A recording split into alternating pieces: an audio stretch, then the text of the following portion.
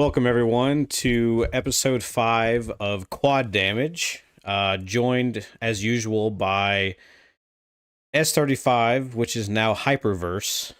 Yeah. And usually we would be joined by High Functioning Medium, but he is out for today. And we're joined by Kirk Collects as our guest. How's it going, man? How's it going, guys? Good to be here. Right. Thanks for having me. Let's get booming.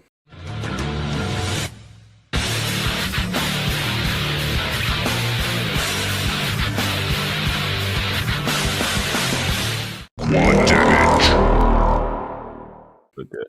I had to do it again.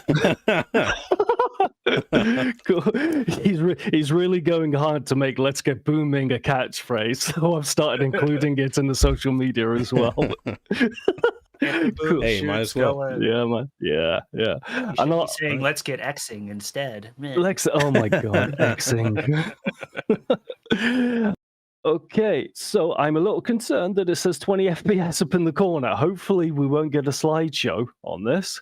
Hopefully not. But yeah. Wrath is I started playing it just in the early access, and then because so many things change in early access, I kind of usually stop playing it for a bit after I've had my little fill of it, and then I'll go back to it in the full release. So I waited God knows how many years for this to get this full release, because it's obviously had several development challenges, which Kirk, you've gone over in your video as well, which is a fantastic video, by the way. Thank you. It's one of the reasons why I followed you. I think I subscribed to you when you only had a few thousand followers, and I was like, this is an up and coming guy. You can tell it from the way that you knew how to edit and stuff. So yeah, we're let's begin. Let's get into it. Yeah, I've been watching a bunch of reviews. I watched Kirk's. I thought G-Man would have one, but he didn't have one. I thought Civvy would have one as well, but he hasn't as well. Yeah. But I'm trying to think. Salty Octopus, I saw his. And then Mayo put one out as well. Mayo's. And then I watched Zlim's earlier today. Zlim's put out quite a bit of content on Wrath as well. I think he's probably like hitting things up twice, puts out a normal video on it and then does like a live stream on it. Yeah. So I tend to go into the live streams and just kind of chat shit every once in a while to them.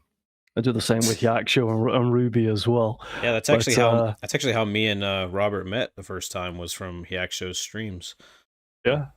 He was one of the inspirations behind the decision to do something like this, because I'm watching him and that personality that he's got that just comes through the screen. I'm like, wouldn't it be great if you had a bunch of people that had that energy and stuff playing a game, but it was a group session as well, and we all just chatted about anything and everything. So that was oh, what the hell just happened then? So I'm pressing forward, and that's coming up. You're not going forward? What's going coming forward? Up? Are you even seeing the stream? No, yeah, I see the stream, but I didn't see anything coming up when you were doing it, when you're pressing a button or anything like that. Okay. Well, I'm pressing W to go forward. I can look left and right. I press W, and it brings up the bleeding the Windows menu. 5 years of early access for this? Yeah, all right, let's... Damn.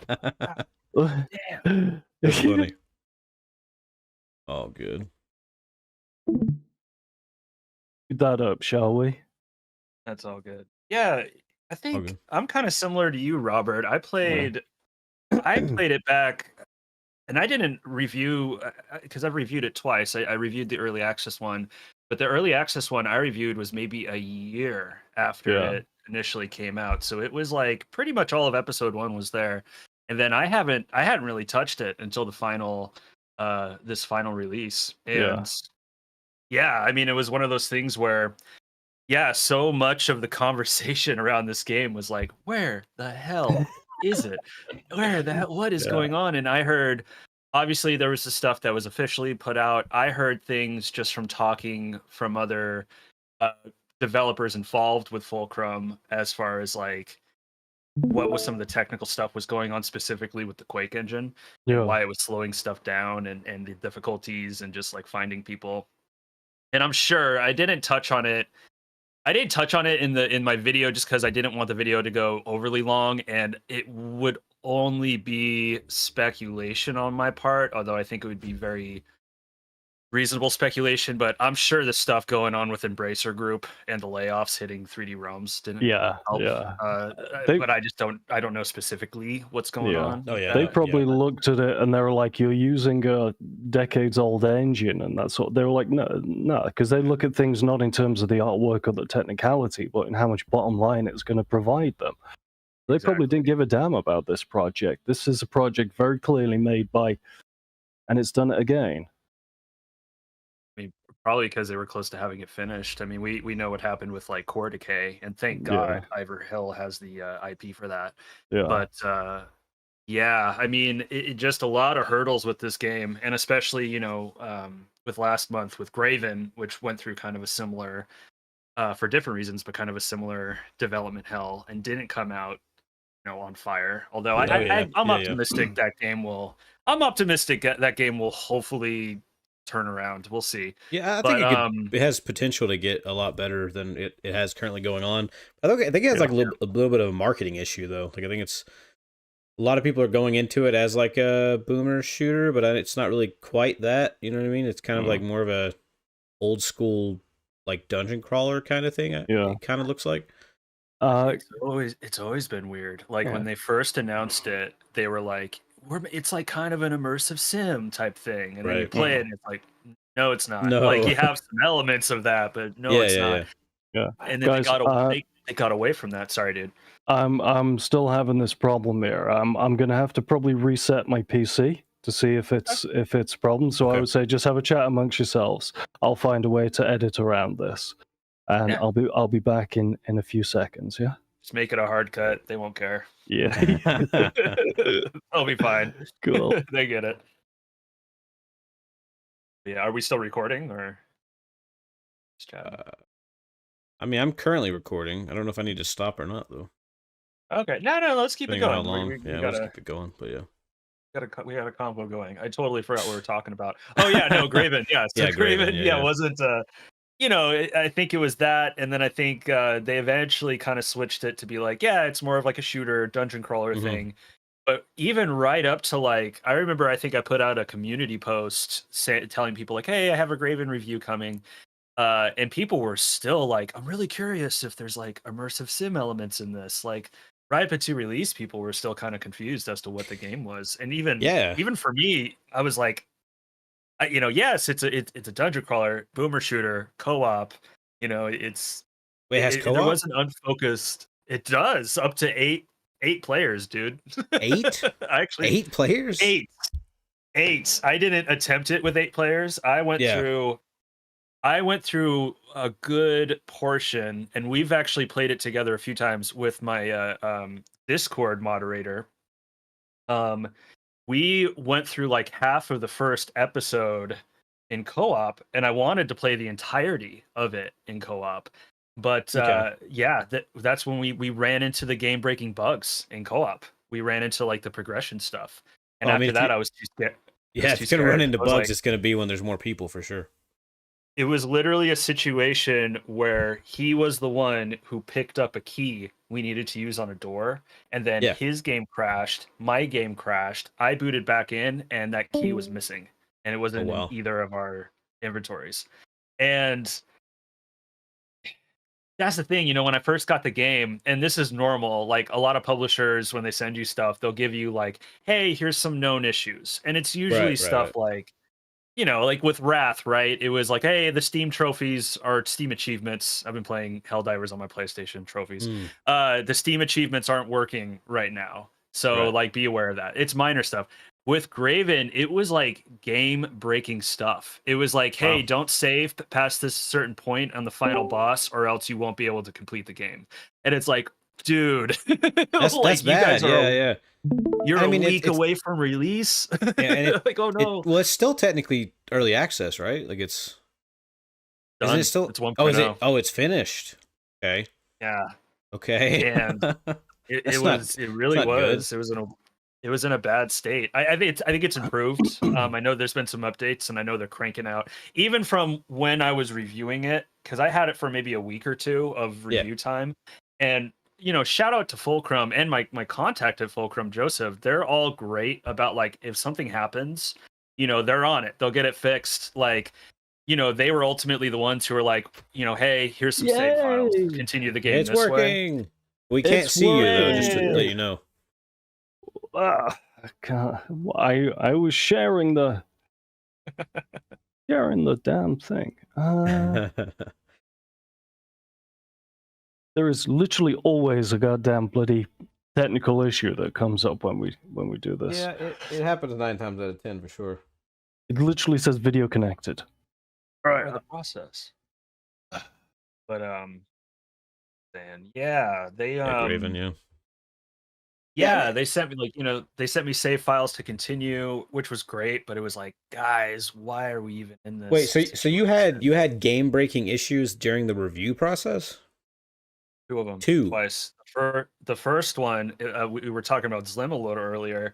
Yeah. The same thing happened to him, and he actually taught me a speed running glitch to get past my first game breaking bug. It was a soft lock. That's what I should say. It was a couple of soft locks. Yeah. And so I was able to get past the first one, and then it happened again. And on the second one, that's when Fulcrum had to send me save files so I could move forward. And it was like, dude, why are and I just felt for them. Like, they were stressed. I don't know what was going on with that development. And it's to say, like, coming into Wrath, I was really nervous, oh gosh, am I going to have this same experience? Luckily, the game is, I can't even think of any bugs I ran into it. I mean, it's super polished. And I guess you were kind of worried because it being another, like, 3D Realms published thing. All that. I get it. And to catch you up, Robert, we were talking about Graven and a bit of its reception and pre-release stuff. So when you just said 3D Realms thing, then I immediately thought of Phantom Fury and the reception that the demo got. Gotcha. And that was that demo had to have been rushed. That's the only thing I can think. Can you see the game I'm playing? Yeah, we can see. Okay, cool, excellent. Graven was an interesting one. The first time that I hadn't really seen much on it, and I watched Yakshow's stream of it, and I was like, okay, I mean, this looks interesting. It looks different, right? It looks cool. I'm down for this. But then it was weird things with, for one, like the fire like spell kind of thing. The effect on it seems like something that you would make within like 30 seconds of thinking about the idea of a fire effect. And then when you use it on like a thing that you're supposed to burn for a puzzle, it's the weirdest like delayed burn animation I've ever seen. And it was just weird for something to be like full release but have like things like that seemed like they were like very early stage things that were like placeholders versus like final versions. I don't feel anything in regards to Phantom Fury. I absolutely adored Ion Fury. Yeah. Which is the real Iron Maiden. I don't care what that bleeding group did, but I can't play. I mentioned it in a previous episode. I can't play Aftershock because I bought Iron Fury on Xbox, and you have to have the base game, so it's not yet available on there. Yeah, these guys scared the crap out of me the first time I saw them. But what was you gonna say, Kirk? Yeah. Even with Graven, I mentioned it in my view. It was like little things where there was no quick. Maybe they've added it now, but it's like there were no quick swap. There wasn't quick swap. It wasn't even a functionality, and it was a game that revolved around swapping to magic spells to weapons for combos. Yeah. That was weird to me. Or like, if you have your spell book out, there's a button to instantly, or a key to like change your spell, right? Because different effects. Whereas your staff. And I just kind of got the sense like, man, I feel like, Yes, there were definitely development issues on it. Correct me if I'm wrong, but I'm pretty sure the original game director was either fired or left within the first year of it. I feel like there was some shakeup around with that. Yeah, I feel like I saw something about that, but yeah. There was something like that, but I just got the sense of this wasn't tested. This wasn't tested as well as it could have been. Yeah. Especially with the technical issues I was having. With the 1.0 release, I remember too, when co-op first came out for it, I also played it with my moderator, the very first version of it, and we had fun, but it was a buggy mess. It was so janky, and man, you guys are putting this out. I don't know. And that was when you first got early access to the review copy. That was a little bit after. I think that was a few months after I had early access. Yeah, the first early access version I had didn't have co-op. Yeah. Oh, okay. I don't know. It's just I'm really curious the full story on it, and to stress, for anybody watching, I mean when I say I am optimistic the game can get there. There are things about it that are undoubtedly good. The combat is good. It's beautiful to look at. There are things that are really strong. The world design is really cool. It just has these shortcomings on the technical side and in its design that are and the years you've been working on this, you didn't quite figure this out.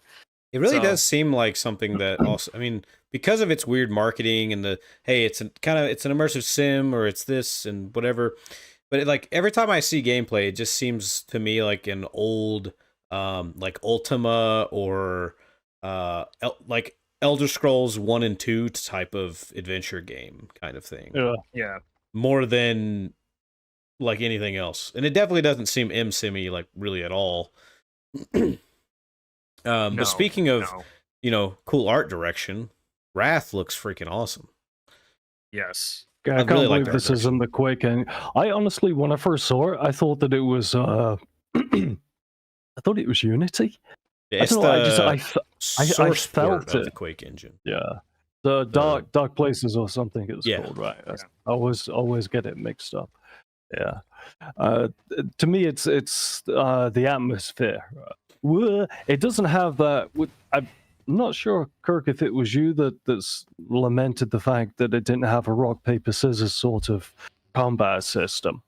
But I didn't so much lament it. It was more I kind of wish they at least had something like that, because you sort of get to the point where there's some weapons you get later in the game that can just demolish most of the the Yeah. So I was I wish, Yeah. It is so very kind of wanted a more Doom Eternal kind of thing, where you kind of had to prioritize a little bit. Yeah. I want to stress it's still really fun combat, but it's I feel like he could have pushed it a little further.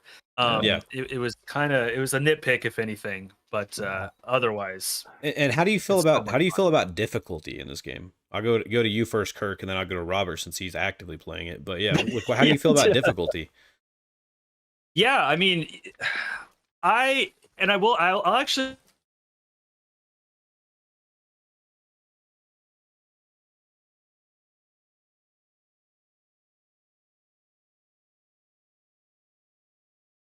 I felt like it was difficult to a satisfying point for me, to where it's I felt like I was getting my ass kicked, but in a way that wanted me to keep playing. However, there are some especially in the first episode, there are just some choke points you can hit in this game that just feel kind of unfair, or kind of push you to have a bunch of artifacts to get through them, which just feels kind of cheap. Those were the moments where I got a little frustrated with it, and usually it just meant I just got to the point where I was I'm just going to go to a different level, or at least try and scrounge up more ammo and health, because I can't get past this. So the difficulty can be a little unfair at points to where it can slow the game down. That being said, though, I mean, by and large, I really like the challenge of this game.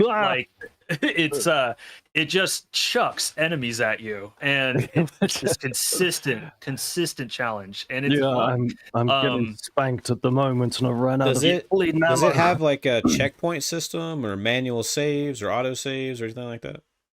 Yeah, oh boy. So it has it has both it's a fixed and a limited save system. So you'll see it. I think Robert was just kind of looking at it, but there are set shrines which you can only use once that restore all of your health. And then there's also soul tethers, and soul tethers are limited. Those are basically quick saves. Yeah. It's actually if you look at the bottom left of his HUD, you'll see it, that skull looking thing with a 4 next to it. Those are your soul tethers. Oh, okay. So basically, like, you can only use shrines once, and then soul tethers you can so speaking of soul tethers, why don't we use one now? I'm about to get hammered. Careful, you're kind of in a gnarly point. And I key bindings, use soul tether F2, because I always forget which one it is. Let's pop one down there, and let's get the hell out of here. You're in a little bit of a pickle there, but so I've ranted about this in other videos. I'm not a fan of limited saves or fixed saves in shooters. I find them frustrating. I'm that type where it's just let me save. Like, if I put myself in a bad situation, like, let me manual save. If I put myself in a bad situation because I'm like being way too quick savey, that's on me. Let me go through that as the player. But don't like. And this is the type of game that will be like, you'll be right at the, you'll put down a quick save, take 2 steps forward, and boom, like another like wave of enemies will come at you. Or like, you might be in a level with like a handful of soul tethers there. And like, it's really like nerve-wracking, especially since this game is difficult and since those enemy spawns can be a little cheap at times.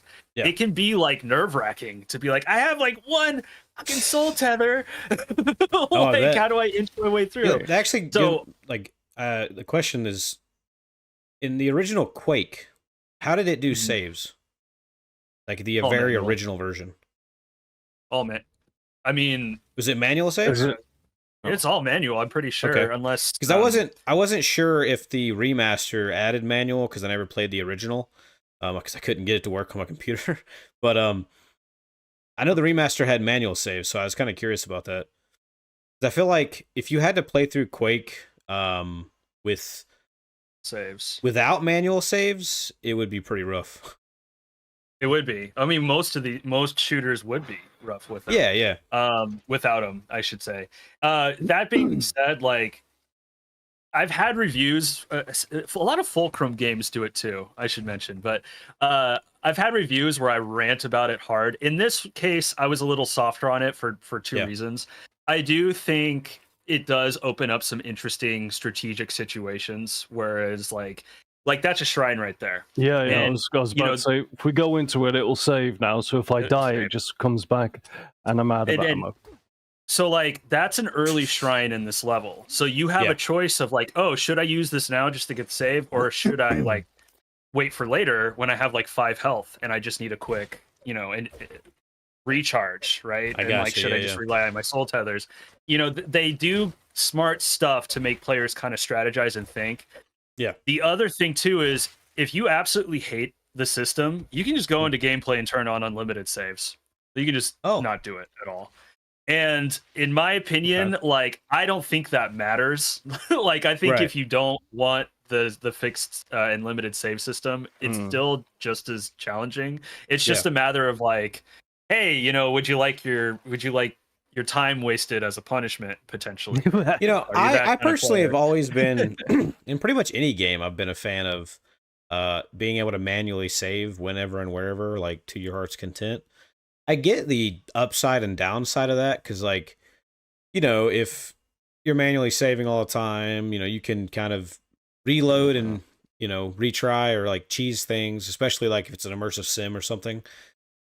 So I get that, and it kind of does take away from the challenge of things in a way because, like, I mean, if you could just strategically save, then you don't have to worry about having to retread too much ground. But at the same time, who wants to have to go through the entire level all over again as well sometimes? So, but I was playing Quake recently and I beat it.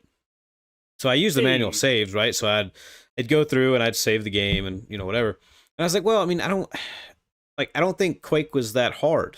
Like I don't know what the large opinion is on its difficulty, but I didn't find it to be that hard overall. Well, I think perhaps because of the era that it comes from, though. Of course, everyone assumes that if it's 90s, it's automatically hard. I thought Quake was quite easy, and I played it on Xbox with a controller. It really well, was to be fair, deal. I beat it on a Switch, if that tells you anything, which was funny. But yeah, I beat it on a Switch, but I did actually play through it the first time on normal, and I went back and I've played some on hard, and like it's a little bit more challenging on hard, but I don't think it's like that much more challenging, because I think most of the challenge in Quake comes from kind of bullshit stuff, like getting hit by grenades that you didn't know were coming, or the entirety of episode 3, random traps that if you're not paying attention will instantly kill you, that kind of stuff. Like I think that's most of the challenge in Quake. I don't even think it's like, for instance, one of the hardest enemies in the game, or not hardest enemies in the game, but one of the ones that most people find annoying, the weird monster things that like dive at you. Fiends. Yeah. I was like super good at like dodging those, so I never found that to be too hard. The most of the challenge came from just getting hit by grenades all over the place, which I took out a shambler with an axe. They give you a trophy for it as one achievement. That is an achievement. Well, the thing to remember with Quake is, a lot of these newer retro shooters are. Wrath is harder than Quake, by and large. Right. I don't have any doubt of that. The thing to remember too is Quake was the first of its kind. I mean, it was the first fully 3D shooter. So I think half of that, a lot of that challenge probably back then was from the fact that people were unfamiliar with these concepts. A lot of them, they never had that. I'm trying to even rack my brain as to think of a shooter that was close to it. I mean, the idea of like a grenade coming from up high. Just like the fact that you could shoot around a corner, like there wasn't anything like that. You know what I mean? Because like in other games, Doom and so on, the corner would be a whole nother processed area that wouldn't load until you got around the corner versus already being there. Yeah. Exactly. It's a completely different type of difficulty when you go to third person. I watched a lot of reviews where people said that like a lot of games that came out in that like around like before, during, and like maybe even after that time, a lot of like there was a lot of games like old shooters like that were more challenging than Quake. Like a lot of people found other things more challenging that came out around the time. I mean, I don't know. I'm trying to think. I don't think anybody ever said specifically what game. But I think my time playing through like Duke Nukem 3D, which was the same year, I think I had more challenge in Duke 3D than I did in Quake. Mostly by those underwater bastards. Those little alien dudes underwater. You barely missed it. Blood, if you didn't hear me say there, Blood is probably one of the hardest shooters you'll ever play. And that was, I think, even maybe a year or two after. I never had a problem with Blood, but I always absolutely got my ass handed to me on Shadow Warrior.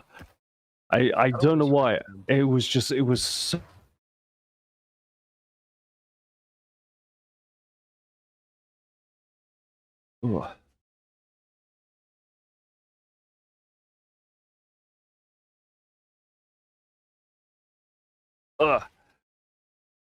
Every once in a while, you guys are freeze up. So if it sounds like I'm not answering your questions, no, that's good. It's happening on my end as well. I don't know what's up with that. It's never happened before. I'm not sure what's up with it.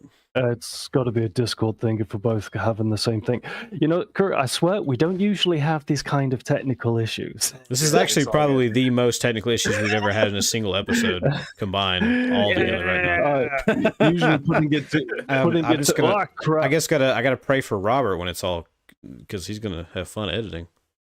It could be my my internet's been funky as of late, so I'm a little nervous. It might be me, but I had a couple things to say on Blood and Quake.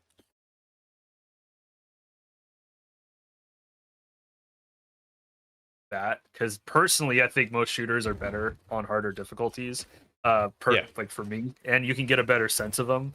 And like even with Quake, like when I reviewed the remaster, I played through it on hard first, and then I went through on Nightmare. And Nightmare is like my preferred way of playing it on the remaster. Yeah, it's the enemies shoot faster, it's tougher. Your health caps at 50. So it's a little more of a scintillating experience. Yeah. Same with Blood. I mean, if you're not doing extra crispy, you're not doing it right.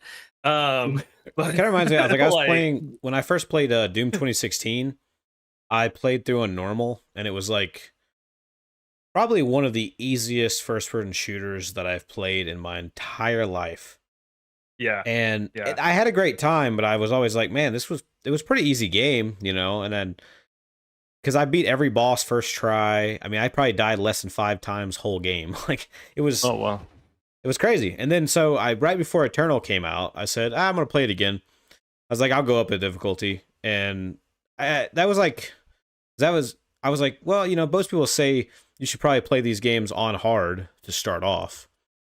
But I was like, okay, we're gonna go up to hard. And then I played hard, and I was like, dang, this is actually more challenging, a lot more fun, and a better experience as a whole. I actually died to the bosses. You know, I had to learn how to play a lot more than I did the first time. And then I went on to play Doom Eternal on hard and like 100% in that game, and that was a bitch. Yeah. Oh yeah, I remember playing the Slayer it for the first Gates. Time. Yeah. Oh my god, yeah. But the only one I've really genuinely was like almost rage quit at was one of the Slayer Gates in the Ancient Gods Part 1. Never in my life have I sweated so hard. And I played that game, and I mentioned in a previous episode, I used to be a Stadia player before I moved to PC. I beat the Ancient Gods on Stadia, which is a game streaming platform. So you can imagine what it's not exactly the most responsive thing that you can play it on. And oh man, I haven't played Ancient Gods yet, 1 or 2. What? Still need to, but I haven't. You're getting half the experience. Yeah. You can see what the... So go for Kirk, yeah. No, you go. Well, I was gonna say, like, the bummer with the Ancient Gods is I was gonna ask, did you play the Ancient Gods Part 1 when it first came out, or was it later? Yeah, I did it before the nerf. Yeah. Oh, I heard they nerfed it. It was like, oh, they nerfed the hell out of it. And like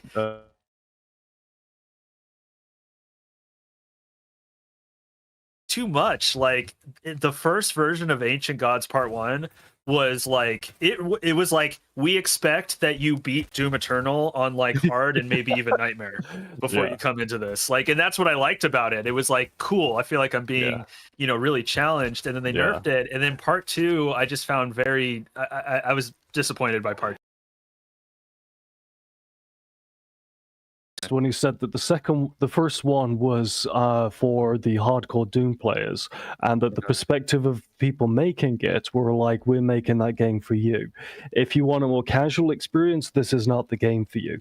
You can get a more casual experience simply by changing the difficulty setting on it, but you can very clearly see that when Part 2 came out, it was a lot easier than Part 1 because they took criticism for how difficult it was from a mainstream audience from Part 1. And instead of saying, okay, let's say that Slayer Gates are the most difficult part of it, that's for your hardcore people, and the main gameplay itself will be for, you know, your average player. They nerfed all DLC as well, the whole thing. The Ancient Gods Part 1 did not need to be nerfed. Its whole selling point was that it was really, really tough. And that's what made it special, in my opinion. So they should have brought the Ancient Gods Part 2 up to the level of Part 1, rather than taking Part 1 and bringing it down to the level of Part 2. That's my 2 cents. No, I agree. You saying that, you know, the shame of it was because they were, you know, Part 1 and Part 2. It was a connected story. Yeah. What would have been interesting, and actually more in line with past Doom expansions, or even like, you know, mods that became official expansions, was if they were separate experiences, separate stories. So then you could do like, hey, this is for people that really want to get their ass beat, And this one is kind of more, for the casual player. And it is like, and they're separate narratives, not connected. I think the fact that it was Ancient Gods Part 1 and 2, and Part 2 was it was just such a downturn from Part 1. It was weird. Like, it felt like Part 2 should have been the first one out of the gate, and then Part 1. Yeah. I don't want to put any blame on them in terms they made it during COVID. So, in terms of showing appreciation for them putting out that product, I don't want it to sound like I'm being ungrateful for what they did. I worked from home during COVID, and I had an office job at the time, and that was difficult enough as it is, let alone making a AAA release for several millions of people out there. But I definitely want to play them for their story at the very least. I don't know. I'm kind of at a thing like I like challenge, but then sometimes like certain levels of challenge is like, if I'm not in the right mood for that, then I'm like not gonna play it. You know what I mean? And maybe that's why they nerfed it, because some people don't really want to sit there and have like this grueling experience in a DLC, but same time it's DLC, so it. But you know what I mean? Like it's like it's a DLC, so it should also be more challenging. I feel, because it's an add-on to a game, So. Yeah, you're paying in to get more, so you might want to, you want some bang for your buck. Yeah, but I don't know. It's just like trying to meet everybody's needs, I guess. Yeah, and it was. What the hell? Hey, there's a widow. I forgot that was there. Yeah. I can sit here and bellyache on the nerf and the difficulties, but at the end of the day, they were two solid, polished products. Yes.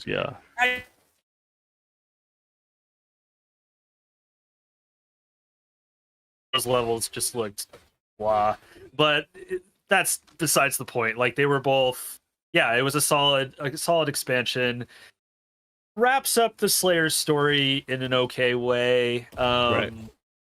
Yeah, and that's all I'll say on it. But looking forward to Zero Year. That's what I'll say. But unless it didn't get canceled in that recent cancellation of games. Oh, thank God I put that bloody thing down. Doom's a tough one to cancel. Or if they cancel it, hopefully they're canceling it in favor of another Doom hopefully project. But then there's also there was rumor of Quake project being canceled as well. Yeah. So who knows? Yeah, we'll see. I hope not. I mean, they got to be working on something. It's been a little while now, so got to be something. Well, I don't think we need more Doom. After the release of Part 2, I don't think we need more Doom. I think it's time you had your Wolfenstein reboot, you had your Doom reboot. I think it's Quake's time, personally. It's Quake's time right now, yeah. And you can see, even at the end of... I don't want to say because you haven't played it. Kirk, you know what I'm talking about. The ending of the Ancient Gods Part 2. It feels it's all right. It's all right. I already know how it ends, so it's okay. Oh, okay, cool. When you see it in reality, it's called Zero Year. I mean, it kind of gives you a clue. It's like, ooh, it's a prequel. But because they ended it. Oh my God, I got 5% health there. And that's like a whole thing. It's like, I mean, prequel to the new Doom games, which we already have prequels to technically, because like Doom 1, Doom 2, Doom 64 all fall into the same canon as Doom 2016 and Eternal. And then they confirmed that Doom 3 is just an alternate universe version of the same guy. And then it's like a whole thing. But I think Quake is next, man. And I think they should do some kind of cool twist where like the Quake world and the Doom world somehow combine. But it should get a new coat of paint, just like Doom did, and I think they should go back to Quake 1 stuff versus Quake 2 stuff. Did you play the Quake 2 remaster out of curiosity? No, I haven't played it yet. I played it for about an hour and decided. I'm planning on it. Yeah, I just thought Quake 2 wasn't for me. The new campaign that they added might give you might be fun for you to play. Oh, the one where I heard people talk about it, where they bring the Quake 1 and Quake 2 like stuff into canon, basically. They connect them. And they connect them, and I don't think it would be outlandish if Doom got brought into it also. But I have a couple thoughts on Quake. I agree. I mean, he uses the Slipgates in Doom Eternal, and so Yeah. Very quakey. It's very Yeah. quakey. Yeah, and quad damage. where'd is he in get it. that tech? Yeah. Exactly. I have a couple thoughts. I agree. I think Quake should be the next one, especially a single player Quake. People have really wanted that. Oh yeah. The thing is, I think it's. I've always been under the impression that the people to do it would be Machine Games. I've always they've wanted to do it. They're the ones who have handled these remasters and put out like new content for them. Obviously, I think looks phenomenal. But you know, if we get a Quake from them, I just don't know if it would come from id specifically. I think id might be eyeballing a new IP. That's my thought. Maybe. Who made Rage 2? Let's not talk about that that technically the people who made the combat of Rage 2 is id. Yeah. It was id. I was going to say Rage 2. It's not the best, but the combat was fantastic. So give it to them. They could maybe do it, but the other thing that's tricky Avalanche about didn't make Quake the combat is, though. Yeah, it was more. That was more ids. But the thing about Quake is the new Doom games, 2016 and Eternal. Even though it's Doom, those really are more like gameplay wise are more successors to Quake. Yeah, like those are really, and so I feel like the challenge with making a new Quake is, okay, how do you make a new Quake game without making it feel like it's just Doom Eternal 2? Yeah, you know, I think the only way to do that is just make the maps even bigger. You know what I mean, like larger, and it just has to be somehow faster than Eternal, right? Like you just gotta, it's just like crack. You're just on crack the whole time. You're like, ah, like it has to be crazy. It's hard to do, but quick. Be super fast all the time. I think it's a good problem for them to have, but the Ranger even runs through the story, like he doesn't even, he just just jump in.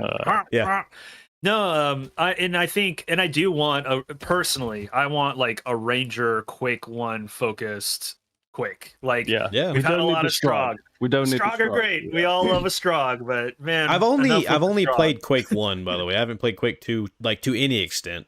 I've not played Quake 4, but both Quake 2 and Quake 4 are on my list. That's 2 games I need to play as well.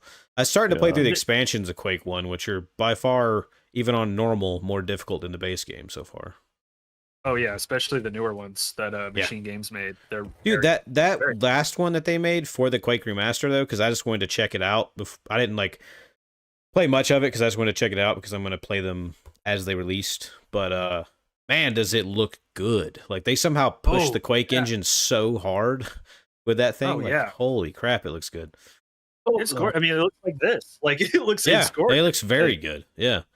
They did an incredible like work blew my mind like what they were, because like you jump from any of the prior expansions of the base game and then you go into that expansion, you're like, what? It's like a whole nother game.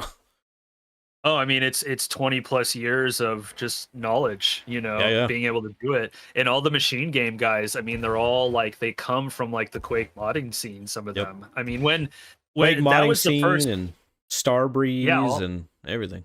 All that. I mean, the first thing when Machine Games was first formed, and correct me in the comments or whatever if I'm wrong, but I'm pretty sure the first thing that they said to id was, "Hey, can we make a Quake game?"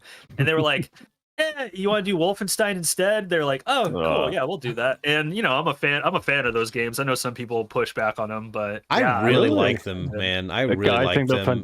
And here, let me go say the most controversial thing right now. Wolfenstein 2 is fucking amazing. I don't give a shit what anybody says.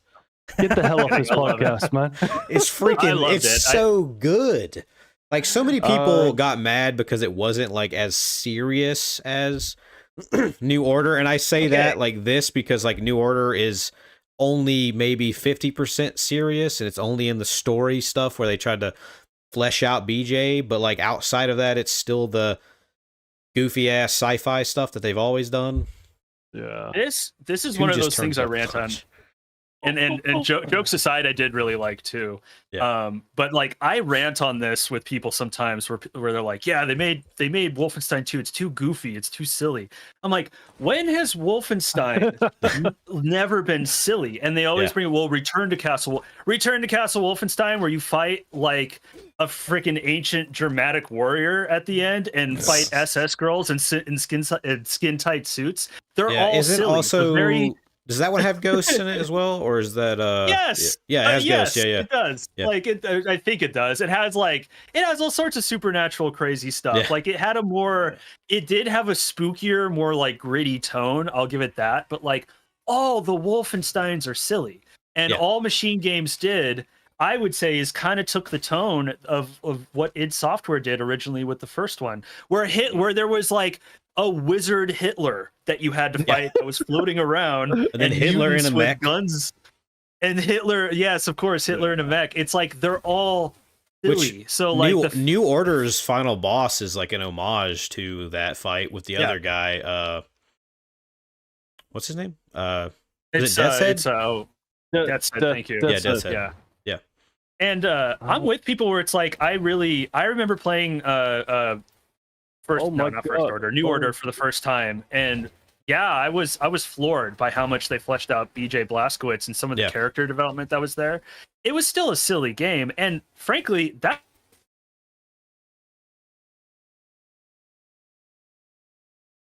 the goofiness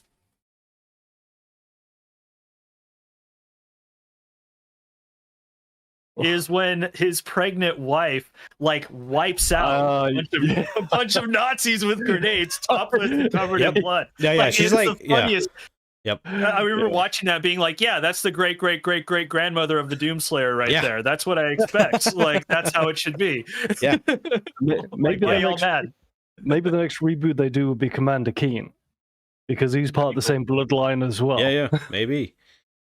Yeah, I mean, I thought it was good. You know, I actually started the new Wolfenstein games with Old Blood.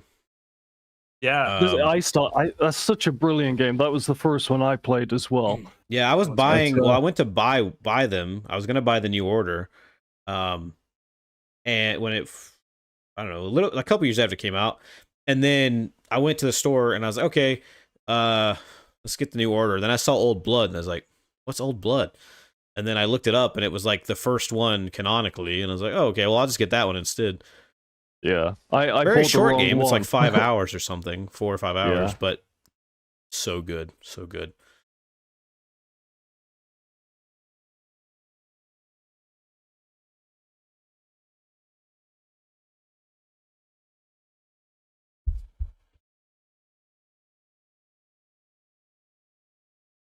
Of the original game. Yeah, my God, these guys are so scary. Yeah, the heretics are fun. Look, you don't want to meet that in a dark alley. Oh. I think I dated her once. Jesus. Oh. Oh, yeah. Three mouths and everything. Yeah, it's a remake of the original story, and they even bring in some elements of Return to Castle Wolfenstein into the Old Blood, I should say. Oh yeah, it was. I love that pack. Like it was cool that they did it. And then you mentioned the I think we can all agree. Did you guys actually play not the New Order, but the New Blood, or the Young Blood, I should say? I played it for like an hour, and then I checked out. I was yeah. This is not for me. I bought like the Wolfenstein Alt History Collection, which is when I played Wolfenstein New Order again and played 2. And then I was like, okay, well, I guess I'll play Young Blood. Go in there, and I play for like a couple hours, and I was like, how did we get this? I mean, okay, like this game is like co-developed by Arcane and like Machine Games, and somehow we get a co-op looter shooter game that is just odd in every way. Like it technically feels fine to play, but outside of that, like I don't really care for anything else. I mean, and I like looter shooters and I like stuff like that, and I just didn't care for anything about it really. Yeah, the way it tells its story or anything. Didn't feel any attachment to the characters, and yeah, I know the BJ. Oh crap! Does make an appearance. in it. Yeah, apparently its ending kind of tells a little bit of what the future of Wolfenstein might be, but I haven't seen the ending, so I don't know. Who is shooting up my ass? Either. Oh, but I remember being excited for it because I was like, oh, cool, like the twins. And this will be fun. I mean, like, BJ's quite old in it, so I mean, he's gotta be like 60-something years old or something like that. And so, I mean, if there's another one and they go after Youngblood, then he's gonna be quite the old man running around killing Nazis. Yeah, I don't know how you continue it with him unless they do. I don't know. Maybe they put him in an exoskeleton or something. But well, he was in a super soldier body. So yeah, I mean, it could just be the particle effects. The particle effects in the second game were fantastic though. When you're shooting lasers at everyone. Yeah, I think it's actually one of the best most well-developed games by that typical Starbreeze thing where they have the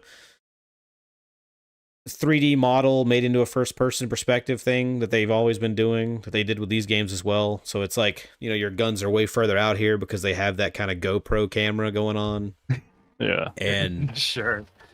I think they did really, really well with it though, with Wolfenstein 2, better than probably any prior attempt by a lot of the same people. Yeah,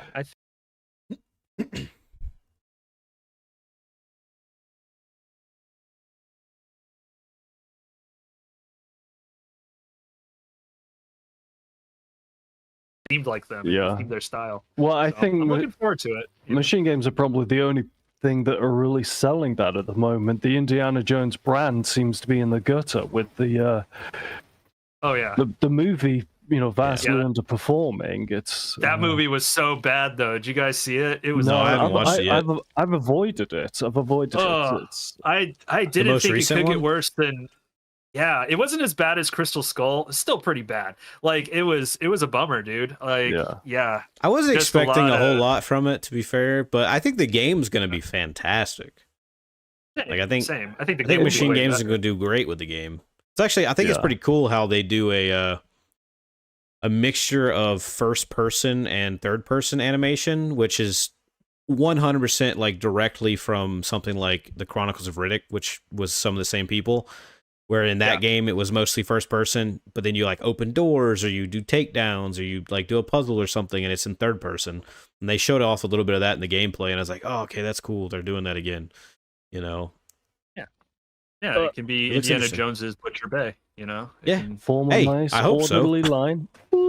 Yeah, because I mean that's the best in my opinion. I'm not a real big fan of a lot of the Riddick movies. Sorry if anybody is, but that game is the best part of that franchise. I mean, I do think. Well, I am a big fan of the Riddick series, but I do think that Butcher Bay is definitely one of the best things out of the series for sure. It's still probably one of the most underrated first-person shooters ever.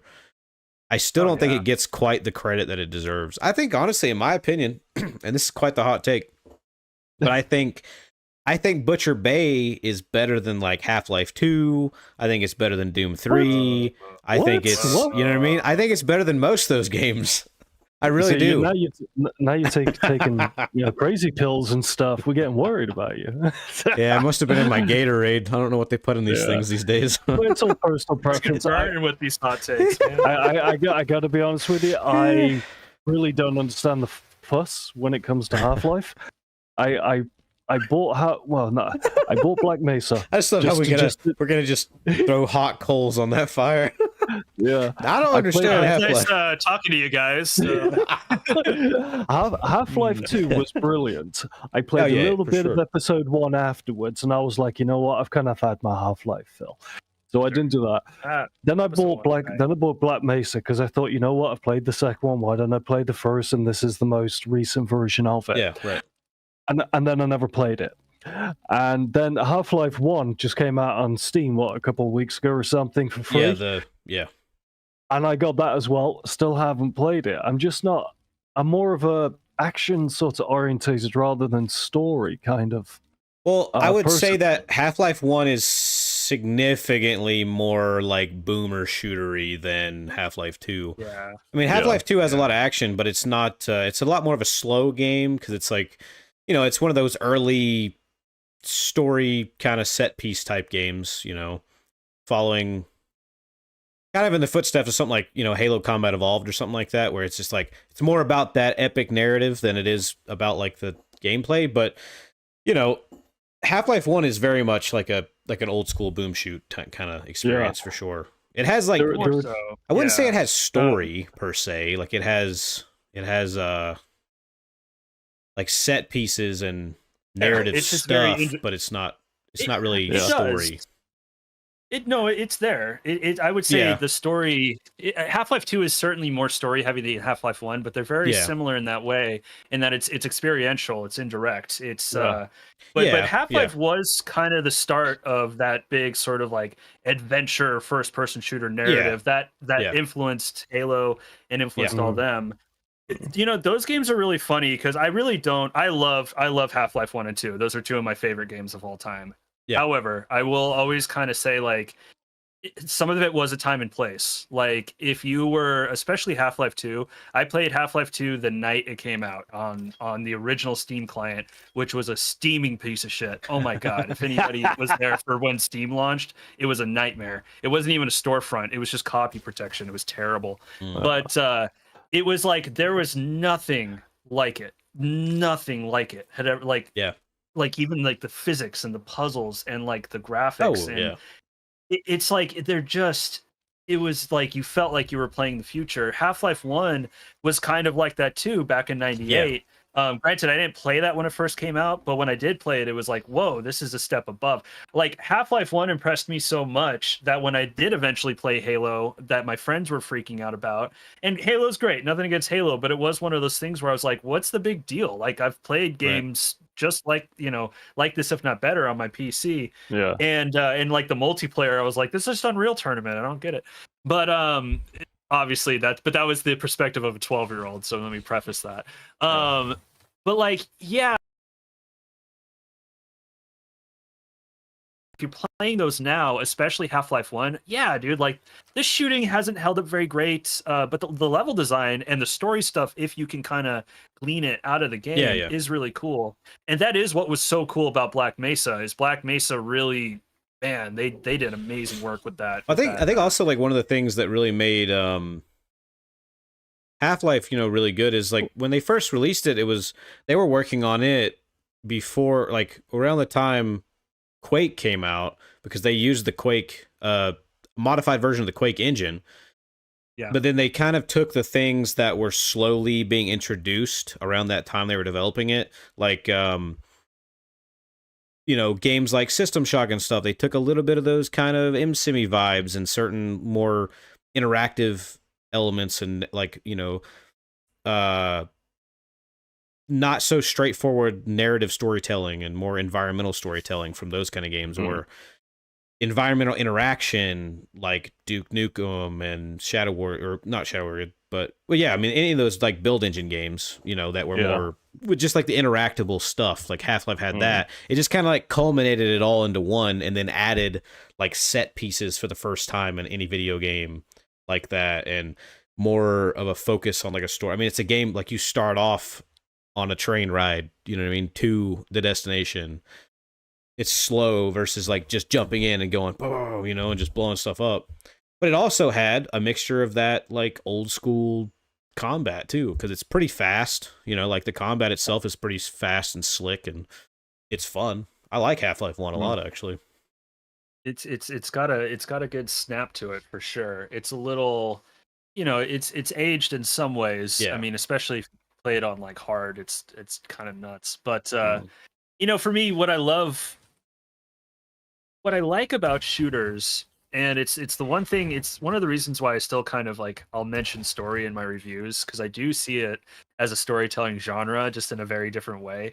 You look at a lot of like, you look at all, like media genres, like television, or I should say like movies, comic books, plays, books. Yeah. They all have their unique way of telling a story that's unique to their form. And with games, it can kind of be anything. It can be cutscenes, it can be text, but really what makes games unique is it's experiential. It's you are the one discovering the story. You're involved in it. Yeah. And I feel like Half-Life was kind of one of the first ones to really do that well. And it's not always the clearest narrative, but if you put yourself into it and look for it, it is there. You can make connections. And that's what I always really loved about those games. And that's one of the big things that kind of fascinated me with first-person shooters. And it's funny, like, I think sometimes people mistake, like, oh, this game has all this story stuff, like cutscenes and text. Like I said, it's like, no. It's the world you're in. Like, pay attention. Like, even with Wrath, like, look, you can take a lot from Wrath. There is like blatant story stuff in Wrath. You can read like logs. There is like an NPC that will tell you stuff. But like, you play through and pay attention to how these places look, you can kind of surmise like what was up with these worlds. Is that shotgun like powered by Hellfire or something? I just see its little like. When shooters do that well, like a Half-Life, to me, those are like really satisfying experiences. Yeah. Anyways, I've forgotten the character's name if they even refer to it, but you heard of the Divine Comedy? Oh yeah. Yeah, it reminded me of Virgil taking Dante through hell, and that he's kind of not a passive person. He doesn't take part in the combat, but he's like a guardian through the landscape. It kind of reminded me of that. Yeah. Mm-hmm. So I wonder if they took inspiration from that. All right, let me see if I can get kill the water frogs. And of course, the best adaptation, in my opinion, of the Divine Comedy is good old Ultra Kill. If you guys are fans of that. I've actually never played it, but it does look really good. Yeah, because it always to me it looked like Boomer Shooter meets Devil May Cry, and it looks fun. Yeah. To me, it's just it's visually a little. It hurts my eyes, and so I that's not a criticism of it. It's just not. I'm not able to. Oh, god damn it! It's a very stimulating game, that's for sure. This one, it looks like it hurt my eyes if I played too much of it. It's like I said, very stimulating. But if you're a fan of the Divine Comedy, it's the Divine Comedy to a T. Yeah. It's really cool how they've not like, it's very loose like adaptation of it, but it's cool how they've interpreted some of that stuff into like fast-paced Quake meets Devil May Cry type experience. It's cool. When Devil May Cry, by the way, that's another Divine Comedy inspired. Virgil, yeah. Devil May Cry is good. I like Devil May Cry. Yeah, are they still hit? Oh my god, what is that purple thing there? Is there something that I can use to increase my health? I didn't actually get this far through it the last time I played. Click in your middle mouse button down. Go back into resume. Got it. There you go. The bottom one, the heart, that will actually restore your health when you kill enemies. Right.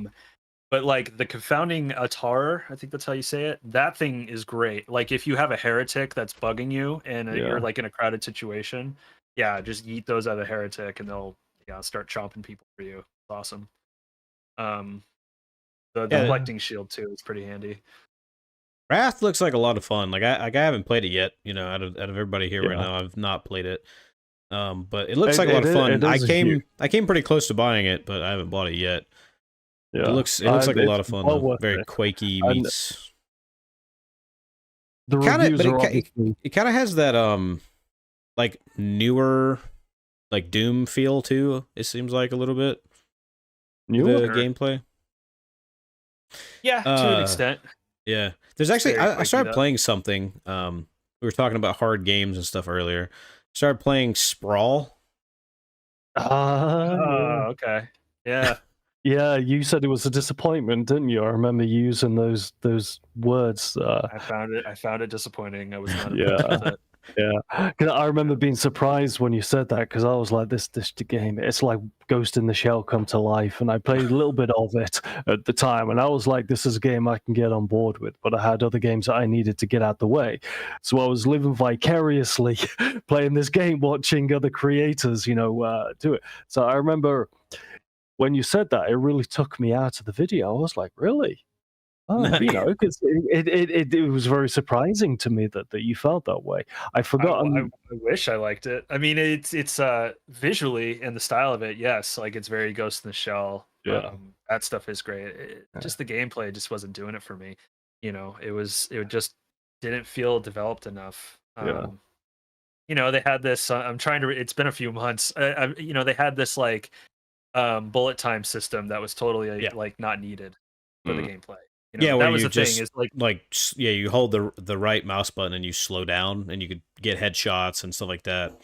Yeah, exactly. Where like and maybe they've tweaked it since I reviewed it, but like you just didn't need it. Like if you have bullet time in a game, it's because the enemies in real time can hit you just like that. Like if you play Max Payne or Fear, playing those games in real time is freaking hard. Like bullet time is the thing that gives you the edge, and it's a resource you have to protect and use at the right times.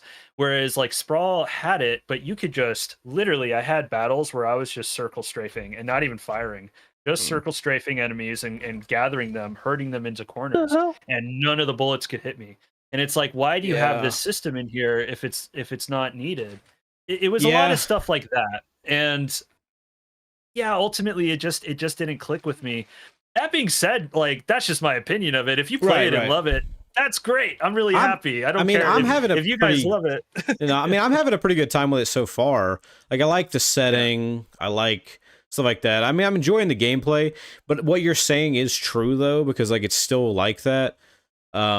Like there was one area, because I've only been through a couple levels. There was one area I was on, I think it was like the second level or something.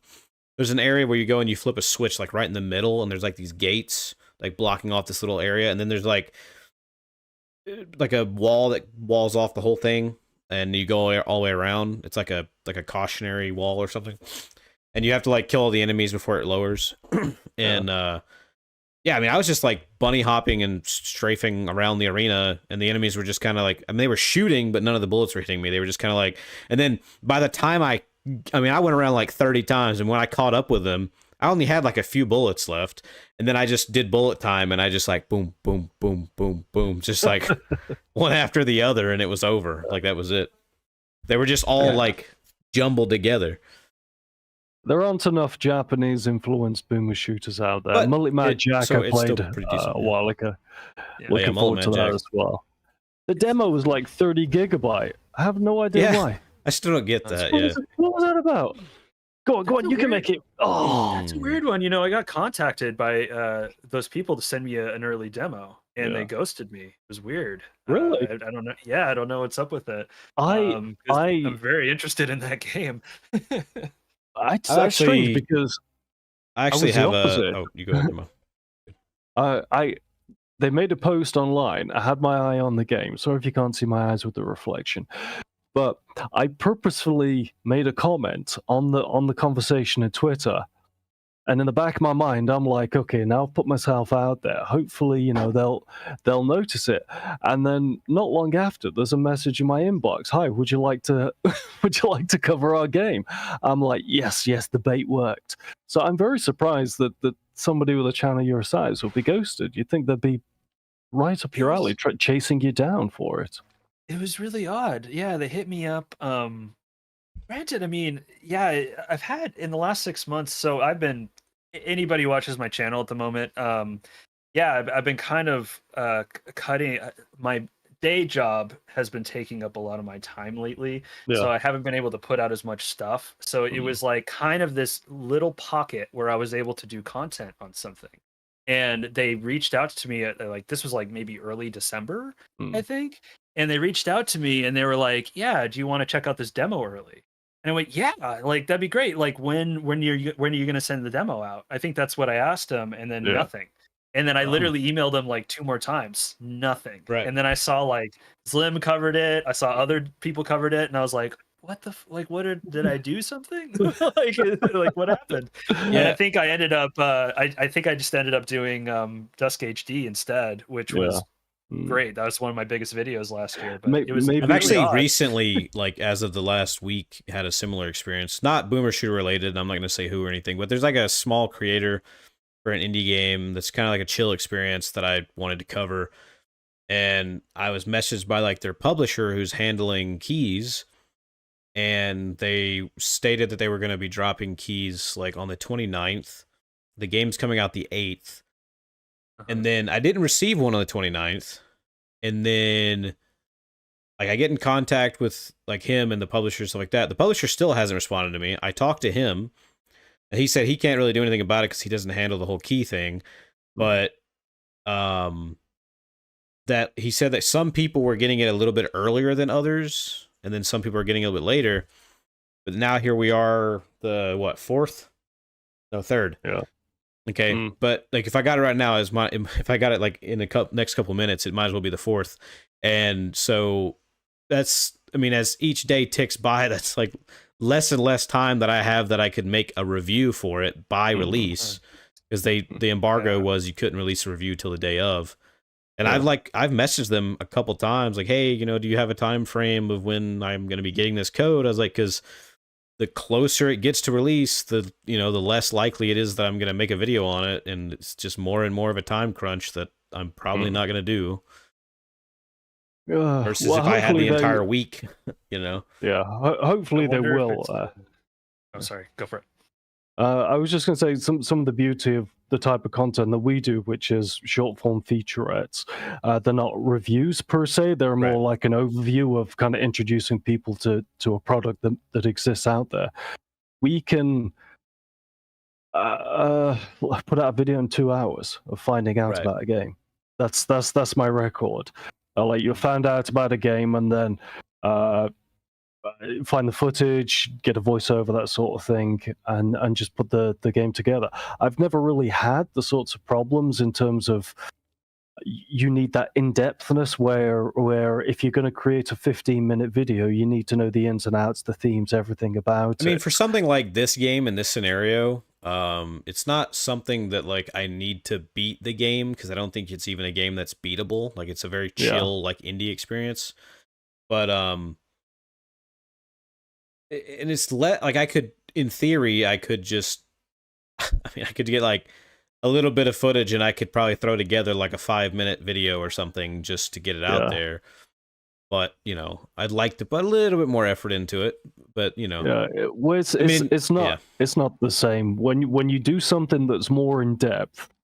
Like like when Medium does his hour-long videos, and you can see that it's a labor of love that he's done there. He knows everything about that particular product. For us, with a high turnover, we have to do it very fast.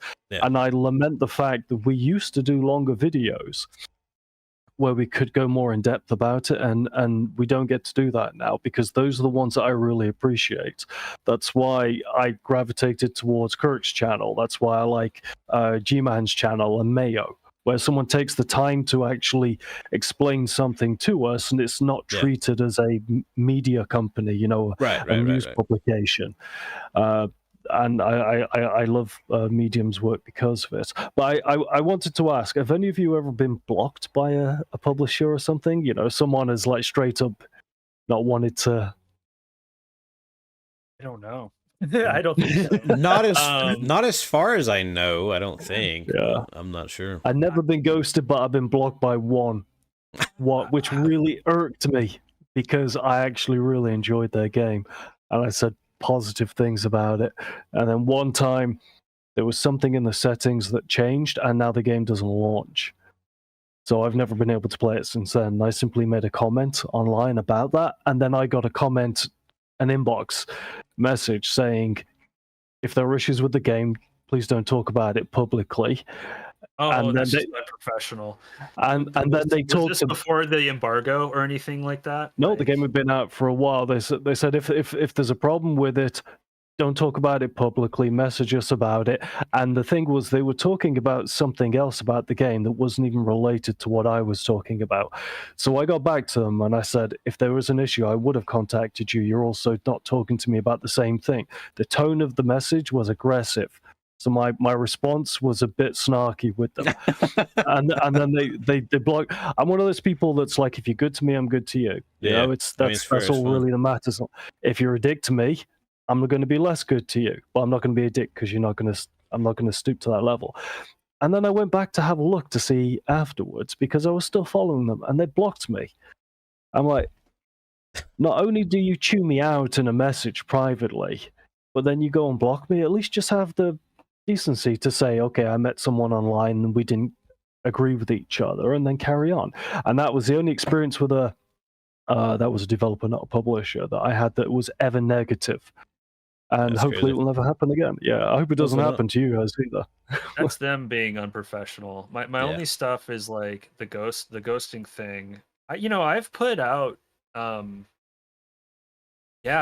put out reviews for games that I've received that I didn't like. Yeah. And I can probably say a few of them. Yeah, a few publishers I never quite heard from again, but granted, like, they did it. But granted, they never put out. I can't think of other shooter content they put out that I would have been ready for. Right, But I've also had ones. For instance, like I have a pretty good relationship with Fulcrum. Like they consistently send me their games, and along with 3D Realms as well. And there's been some Fulcrum games that I've been very honest about, where I'm like, this isn't like this sucks, like this isn't good. No. And there's been the first couple times I did that, I thought, oh, I'm never hearing from these people again. Yet they still, I think for the most part, like a publisher, even if it's negative, a publisher will still understand, like, hey, it's coverage. And I've never really torn a game apart like badly. The last game I gave a very negative review to was it was the spray paint game. Tag something. Tagline. And even then the developers were really professional and cool about it.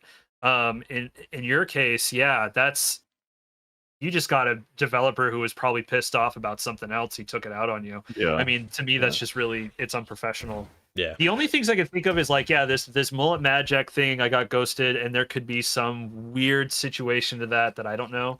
There's also, and I don't want to say it specifically, but there was actually a movie that I got a rough cut for, or I thought it was a rough cut for. And I gave the people some notes on it, because I cut documentaries and branded content for a living. So I was like, hey, there's a couple things in here that I noticed. Never heard from them again. And the product came out the way that it was sent to me, and I thought it was like an early cut of it. So I was like, whoops, sorry. Well, they can take it quite as in the movie industry, you have to kind of play the ball. Disney is not going to tolerate you giving a very negative review. You can forget seeing any of their movies in the future. Oh, yeah. And I think a lot of the game developers and publishers, Fulcrum is an exception. Everyone that does a Fulcrum video, I've noticed, goes out of their way to say within the video, Fulcrum have said, that they will have no input in the video. Here's our product. Yeah. Say what you will about it. That tells me that A, they're open to constructive criticism. The video could be negative about what their product is. And B, they actually have confidence in their products are being put out there. A lot of that doesn't exist within other industries. You will be blackballed if you say something negative because they want you to put something out positive about them, which is really... it sounds so juvenile to say, but the world shouldn't be that way. But we all know as grown adults that the world is that way. If people don't like you talking negative about them because they don't want to hear what it is you have to say, even if you're giving valid criticism that could help improve their product. Yeah. But it's why, personally, I like putting... I just don't like being super negative and tearing stuff apart, because I work in an industry where I know what it's like. It's not game development, but I know what it's like to be sitting in front of a computer for months on end, working something and having no idea it's going to pan out. Yeah. So, and I know, like, the last thing you want is somebody going like, this game is shitty for X, Y, and Z. So my approach has always been like, hey, this doesn't work, here's why, but at the same time, here's what does, and here are the things that are positive. And it honestly, for me, it's like, I recommend a game. It might have flaws, but if overall the experience was fun and I enjoyed it, hey, this will work for you. Maybe this will work for some people. And even the games where I go like, I don't recommend this, I don't like it, I was disappointed in it, I still will try, if I can, to say like, but here are the people who I think this maybe will work for. I don't remember if I said it in Sprawl, for example, but I probably hope I said at the end, like, hey, I didn't like this, but if you're like a Ghost in the Shell fan or something, X, Y, and Z, you might get something out of this. You didn't go all Brie Larson on it. This wasn't made for you. It's like, it's all subjective. It's all it's to sit there and be like, judgmental over the games people like is weird to me. Like, I'm just trying to entertain and put my opinion out there to maybe help some purchases, but I know people that like games that I find atrocious, but I'm not going to sit there and be like, how can you like that game? Like, no, it's your free time, you liked it, cool. Like, good for you. Anyways, that's a rant that has nothing to do with it. But yeah, like, I don't know, man. I try to be as constructive and professional and just entertaining as much. Like, I'm not here to make developers feel bad. I'm sure I have, but like, I'm not trying to do that. And I don't know if publishers are funky about that. Oh well. I mean, it's not going to stop me from reviewing your game if I'm interested in it. Like, yes, it's great to get that day one release. It's great, but I've also put stuff a week late and still gotten the same numbers. It's like I've said before. It's when it comes to games or anything, like, for everything that you don't like, someone probably likes it. For everything you like, someone probably hates it. So it's all you can do is put your opinion out there, and whether people just like it or dislike it, hopefully they get something from it regardless. Because I mean, if anybody's watching a review, whether it be me or you or Robert or Medium or anybody, you shouldn't be taking that as like God's word. You should be taking that as like one of many opinions that can maybe help you create your own. Yeah. In a way, watching just me, watch all these other guys. Yeah, great. Like here's my approach. Yeah, check out Mayo's too. He's going to be a little harsher on it, but he's going to probably point out some stuff that's there. Or like, go to Zlim's. Like, Zlim also has a very great experience. Any of these guys, like, actually reminds me, I need to watch Mayo's Dark Forces video because he doesn't like Star Wars, and I'm curious about it because I saw G-Man's video on the Dark Forces remaster, which was very positive. He liked it a lot, but I'm curious what Mayo's opinion is on it. Oh man, Dark Forces is one of the all-time great shooters, so I probably won't watch Mayo's video. Would you recommend? Would you recommend it for someone that doesn't like Star Wars and just wants to play it on its own terms as a shooter? Yeah, actually, I would, because I do think it's legitimately Dark Forces was ahead of its time, man. Like, we're sitting here talking about like experiential narrative shooters like Half-Life 2. Dude, Dark Souls Dark Forces was that in 1995. Like it's really a pretty wonderful game. I played it on the I was actually it actually has cinematics and stuff to it. Yeah, dude, it was the full voice acting deal. I don't know if I should be saying this, but like, yeah, I was actually working on a video for it last year when the Force Engine version came out, and unfortunately it just didn't pan out. And I want to do it for the remaster, but yeah, like, I was really deep diving into Dark Forces, and dude, that game, just the way they developed it, like the stuff they were doing, once again in 1995, this was pre-Quake. This was maybe this was a few years after Doom, and they were, I mean, you want to talk about a shooter that was on the cutting edge, dude. Dark Forces, it was incredible. Is it build engine? No, it was a Jedi engine. It was there's some urban legends that it was like a reverse engineered version of the Doom engine, although I don't think that's true, but it was essentially something it similar. Looks very build engine like, but I think it seems like it plays very Doom like. It plays more Doom, but it was their own proprietary engine, and it was actually technically, I think I'm right on this, I think it was technically a full 3D engine also. I think they had that on the other guys too.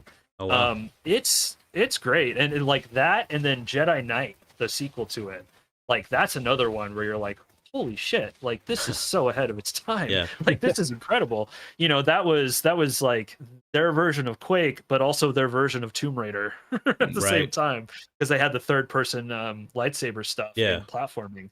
And I'm hoping Night Dive does Jedi Knight next, because I mean, Dark Forces is incredible, but Jedi Knight is one of the goats of Star Wars games. Like, it's so seeing as they did like every Turok game and stuff like that, I'd say they probably will.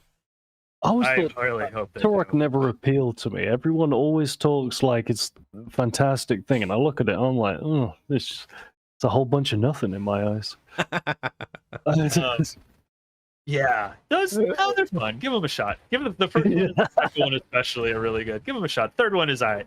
But like to kind of go back to Dark Forces, like yeah, I do think it can appeal to a non-Star Wars fan. But that being said, it is so beautifully Star Wars. Like in fact, it's if you are a Star Wars fan and you're a Star Wars fan who liked The Mandalorian, you should absolutely check out Dark Forces because The Mandalorian took a ton of shit. Also, if you're, I don't know, if you don't care for like some of the more modern stuff, like this is more old school Star Wars, it's like Dark Forces is more old school. It's also a little bit darker than most of your Star Wars stuff as well, which is something that like the other well-known Star Wars shooter shares with it, that much darker tone in Republic Commando.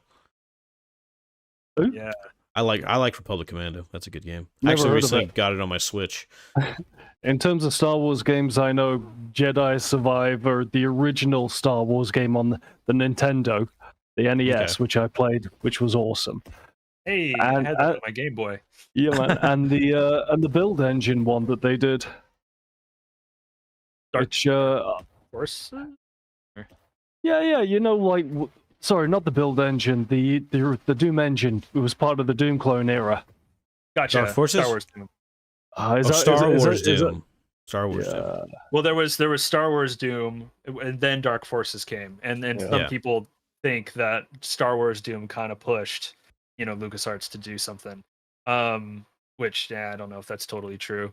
But Dark Forces it was in that Doom clone era. It is not a Doom clone. Like it's definitely inspired by Doom, but it is, like I said, that I don't think it gets a lot of credit. I don't think it gets enough. I think it did, it predated Duke Nukem 3D as well. Keep that in mind. Like it's one of the most like innovative like early shooters out there. Like it's wild people don't talk about it in that light.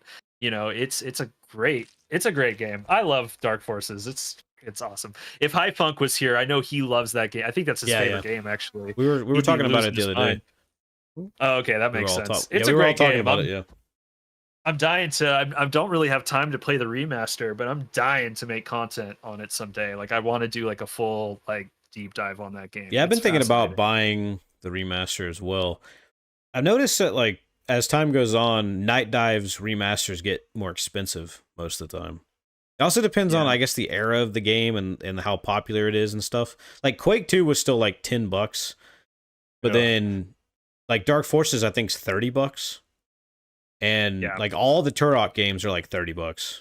And but if they were pricing those previously and they're pricing them now, then it's clearly a price point that customers are happy with. I also think it's because now they're including a lot more stuff than they used to be including. Like they're including a lot more behind the scenes stuff, concept art, development videos, and all kinds of stuff like that were not in a lot of their early things. You kind of, with Night Dive though, not only is their star getting bigger and they're becoming a well-known brand, per se. But the Star Wars IP itself is an absolute juggernaut. So no one's going to sell a Star Wars game for $10 because it would cheapen the overall value of the brand in their eyes and in Lucasfilm's eyes. I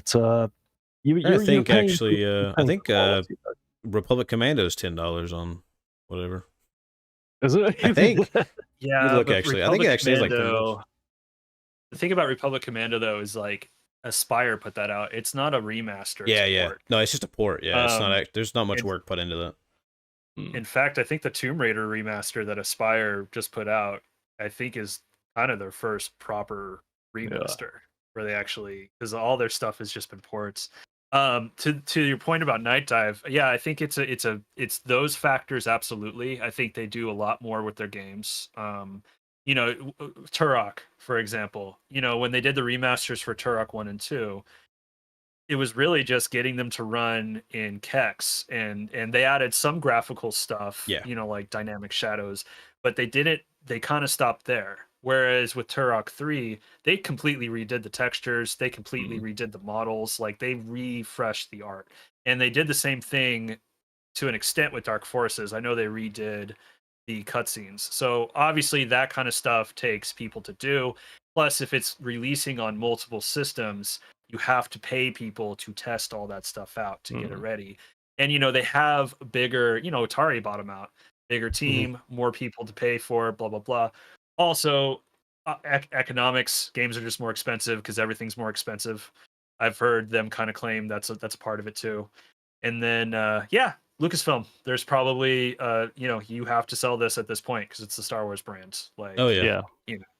So I think it's all those things. It's it's kind of a bummer. Like, I did have a little bit of, I haven't bought it yet, but when I saw the $30 price tag for Dark Forces, I did have some sticker shock. I was like, whoa, okay. Like, I mean, I wasn't expecting it to be. I didn't think it was going to be as high as it is, but I definitely got to check it out sometime soon. But I think I think it's about our wrapping up time, guys. Oh my gosh, this went so fast. Yeah. Cool. Thanks for having me on, dude. It was great having you on. Sorry there was so many technical difficulties. Hopefully it comes out on the other end looking pretty decent. I'll do the best that I can. It's I'll try and cover some of them up. I would like to have talked a little more on Wrath, but we had so many other things that were on our mind that we just we went with. Thoroughly enjoyable experience. I can always come back and we can wrath it up.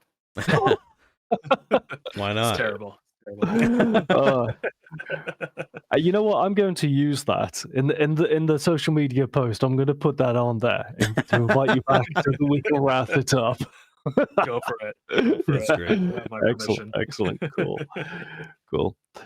All right. Do you want to do the outro? Or do you want me? Yeah, we can do it. Yeah, I'll do it. So thanks everybody for stopping by and watching us. You can find all of us. You can find all the links in the description. And where can we find you, Kirk, online? Just at Kirk Collects, youtube.com/KirkCollects. Same with my Twitter handle and my Instagram handle. It's all just Kirk Collects. Do you have Facebook? I'm sure I came across you on Facebook. I do, but it's dead. Oh, right, okay. Hit me up at TikTok, Instagram, Twitter, YouTube, all that kind of stuff. On a bit of a soft hiatus right now just because of work and all that kind of stuff, but we'll be hit with content soon. Have a few things in the work. I always have things in the work for this damn channel. And you can find me at Lord of the RPG on Twitter, Deadforge on YouTube. It's pretty much the only places I am. And where can we find you, Robert? HyperVerse can be found on YouTube, on TikTok, Facebook, Instagram, Twitter. Probably hiding in a bush outside your house. You can find us there as well. We're pretty much everywhere. Yeah. I see you. Yeah, it's him right there. How are you? How'd you do that? So, baby. Cool. All right. Thank you for joining us. It was wonderful having you on, Kirk, and see you all next time. All right. See you guys. Bye, Wrath. It's good. Yes. Take care. See you later. Good stuff.